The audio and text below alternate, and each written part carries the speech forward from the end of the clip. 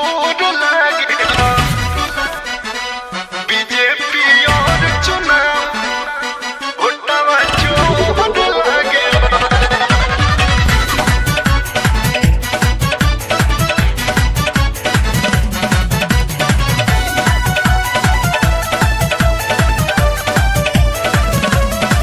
Voting में भइल घोटाला, राहुल भैया के खुलासा, एनडीए चोर लागेला बीजेपी चोर लागेला।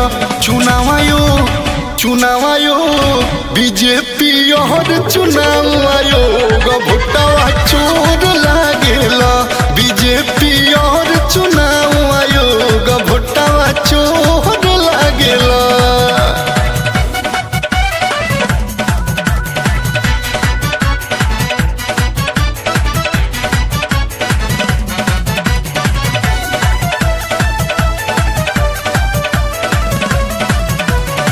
रोजगार पे डाला ताला, वोट पे डाका डाला डाला।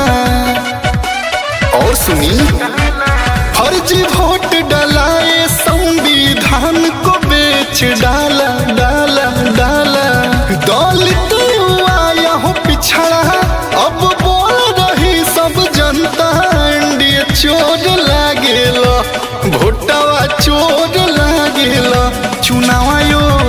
चुनाव आयोग बीजेपी और चुनाव आयोग वोटवा चोर लागेला बीजेपी और चुनाव आयोग वोटवा चोर लागेला।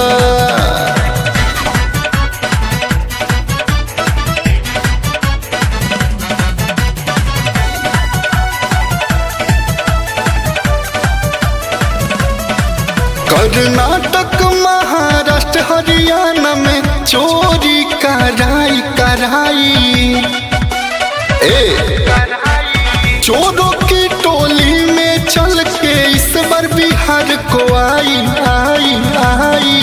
पर यहाँ न चोरी चली, यहाँ हक के बात चली। बीजेपी चोर लागेला एनडीए चोर लागेला। चुनाव आयोग बीजेपी और चुनाव आयोग वोटवा चोर लागेला बीजेपी और चुनाव आयोग वोटवा चोर लागेला।